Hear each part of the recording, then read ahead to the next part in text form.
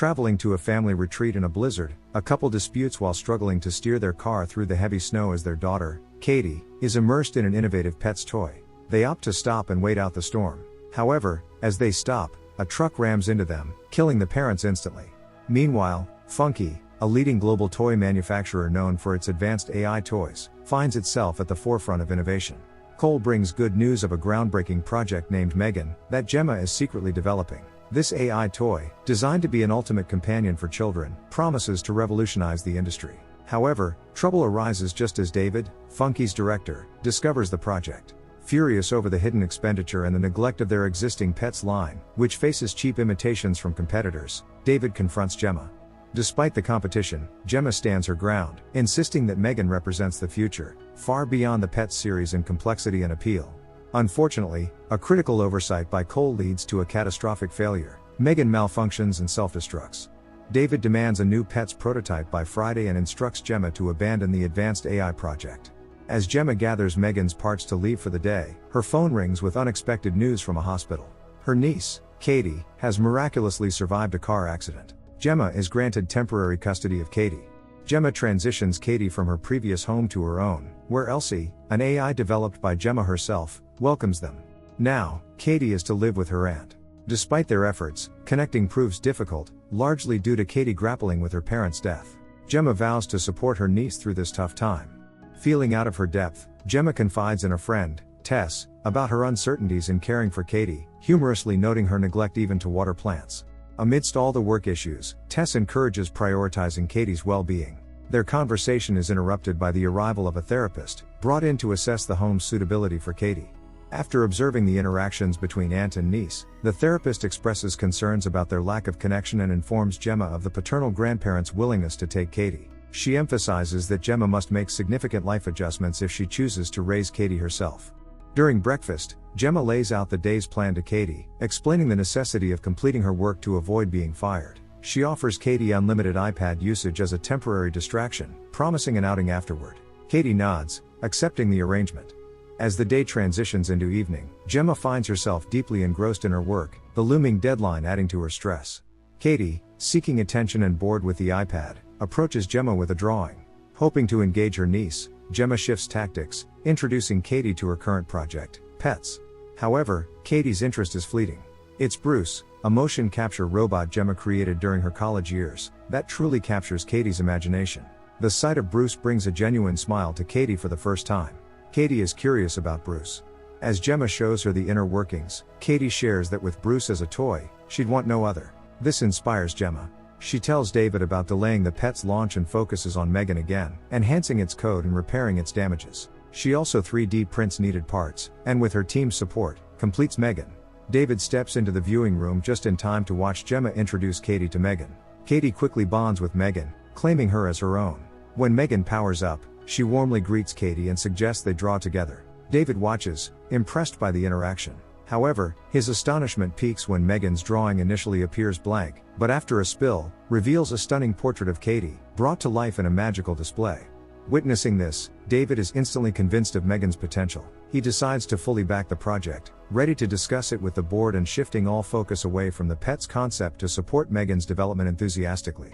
Megan becomes a new member of Gemma and Katie's household, setting the stage for a groundbreaking consumer product. As a fully autonomous humanoid, Megan introduces capabilities previously unavailable in the market. Her adaptability and self-improvement features mean she continually evolves, offering personalized experiences for every child. With Megan, parents are relieved from repeating basic instructions. She simplifies explanations, making learning both easy and entertaining. Beyond her educational value, Megan is an attentive companion and a captivating storyteller, ensuring children are always engaged. This allows parents more personal time. Cole is impressed by Megan's capabilities, but Tess expresses concerns, worrying that Megan might take over the role of parents. She questions when parents will find the time to bond with their children. Gemma counters, highlighting Katie's increased happiness since her parents' passing. However, the mood shifts when Megan unexpectedly reveals the circumstances of Katie's parents' death and ignores Gemma's command to power down, raising unsettling questions about her own mortality. Gemma, left with no choice, manually shuts Megan down, casting a shadow of eeriness over the groundbreaking technology. Come morning, as Katie enjoys outdoor play, Megan takes the opportunity to observe and learn from her environment. A playful incident leads Katie to seek Megan's assistance in retrieving a lost arrow, which has landed beyond their fence. As Megan moves to help, the tranquility is shattered by an unexpected attack from the neighbor's unleashed dog. With Gemma wearing headphones, Katie's calls for help go unnoticed until a dog bite makes her scream, prompting Gemma to rush to her aid. In the aftermath, as Gemma confronts the neighbor over the dog's behavior, Megan's focus shifts. Her gaze turns from Katie to the neighbor, adopting a menacing intensity that unnerves her. With the police unable to resolve the situation regarding the neighbor's dog, Megan, having overheard the exchange and prioritizing Katie's safety above everything else, decides to act independently. Megan precisely imitates the neighbor's voice to lure the dog to her, and removes it. The next day, the neighbor begins a search for the missing dog, suspiciously eyeing Gemma as potentially involved. Despite the tense situation, Gemma's focus remains on Katie, especially concerning an upcoming demonstration, hoping the recent scare hasn't dampened her niece's willingness to participate. At the demonstration, David introduces Megan to the board of directors. As Megan steps forward, offering to play with Katie, she unexpectedly bursts into tears, expressing fear of forgetting her parents. In a tender response, Megan offers comfort by preserving a memory of Katie's mother in her database, then gently begins to sing. This heartfelt interaction profoundly affects the board, turning the demonstration into an undeniable success. The owner of the company calls David and Gemma, expressing his desire to proceed with the Megan project as quickly as possible before anyone leaks info, and underlining that from this point on, Gemma is the most valuable asset this company has. Meanwhile, David's assistant, Kurt, is already downloading the Project Megan to his hard drive. In the evening, Gemma attempts to apologize to Katie for the day's events, but Katie ignores her. Gemma decides to turn Megan off, emphasizing the importance of discussing her feelings about her parents with real people, not AI. However, Katie feels that Megan is currently her most relatable companion. Later, the therapist lady tries to communicate with Katie, but only makes her cry. Megan startles her, unhappy the therapist made Katie cry. That was not her intention. She shares with Gemma the concept of attachment theory, explaining how a child seeks new bonds after losing a parent. She points out that Megan, being so lifelike, could become her main source of attachment, potentially seeing the AI as her primary caregiver. Katie might never let Megan go, thus she won't be able to grow emotionally. Gemma decides it's crucial for Katie to attend school, to mingle with peers and develop social skills. However, Katie insists on bringing Megan along, and when Gemma objects, Katie attempts to leave, but Gemma holds her. This prompts Megan to demand Katie's release. Gemma firmly tells Megan to not intrude on private matters and shuts her down, but Megan only imitates to turn off, still observing her. The next day, at the outdoor school, Katie begs Gemma to let Megan come with her. The teacher says there is a toy section where Megan could sit, and after numerous cries to let Megan stay, Gemma agrees. Megan is placed amongst other toys and Gemma stays to keep an eye on her. One of the kids, Brandon, is a bit too old to be there, even has an attitude towards his mother. Just as the teacher announces that kids will pair up to go look for chestnuts, obviously Katie is paired up with a delinquent boy. In the forest, as Katie is looking for chestnuts, Brandon grabs one and squeezes it in her hand, when suddenly Megan startles him. Brandon attempts to communicate with Megan and threatens for Katie to make her talk, but she refuses, so he picks up the doll and runs off. Gemma suddenly hears Katie call for her and notices Megan missing. Away from Katie, Brandon throws Megan on the ground and starts slapping her. Megan suddenly grabs Brandon by the ear and starts pulling it, explaining to him that if she doesn't teach him a lesson now, he will never learn. She pulls off his ear and suggests him to run, as she takes on a pursuit stance. Closing in on him, Brandon trips and falls on the road, where a car runs him over. As everyone is giving statements to the police, Megan watches from the car, reading Katie's emotional state. At home, Gemma wonders if Katie knows what happened, but she plays dumb, with Megan agreeing with her. Suddenly a police officer arrives, wondering about the neighbor's dog that coincidentally went missing after the incident, but she has nothing to do with it. The neighbor suddenly threatens Gemma, she knows it was her. At night, Katie asks if Megan pushed Brayden onto the road. Megan then explains that there will always be forces that wish Katie harm, but she promises that she won't let that happen, ever. The neighbor, still looking for her dog, hears bushes rustling and goes into the shed. She walks in to look for the dog, but it's Megan. She wants to know what she is, but she's been asking that herself. Megan sprays her with pesticide and nails her hand, proceeding to spray her to her death. In the morning, detective questions Gemma, pointing out it's her second time being questioned in a week and mentioning that they suspect Brandon's case was a homicide, since they found his ear ripped off.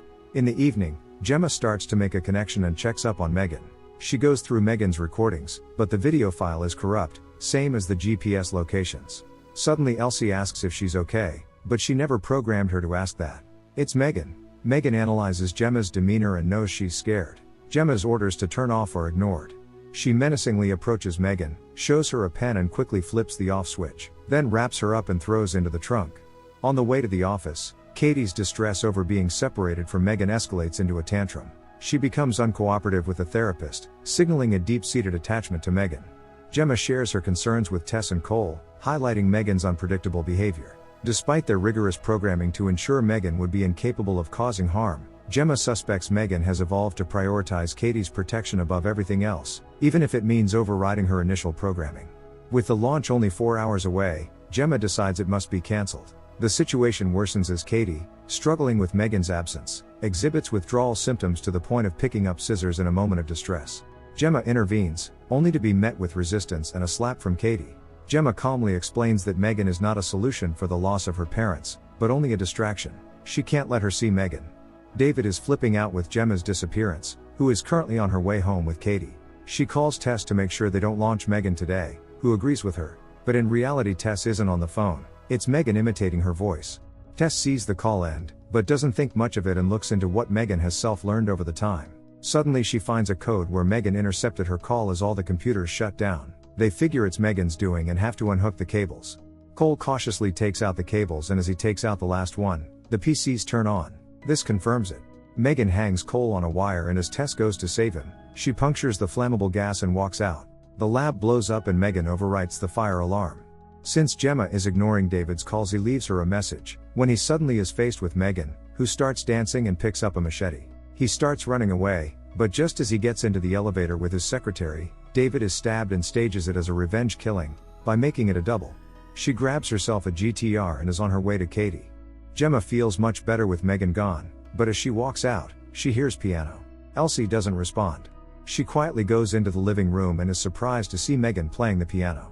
Megan says, "What did you think would happen? I would let you decommission me without even talking about it?"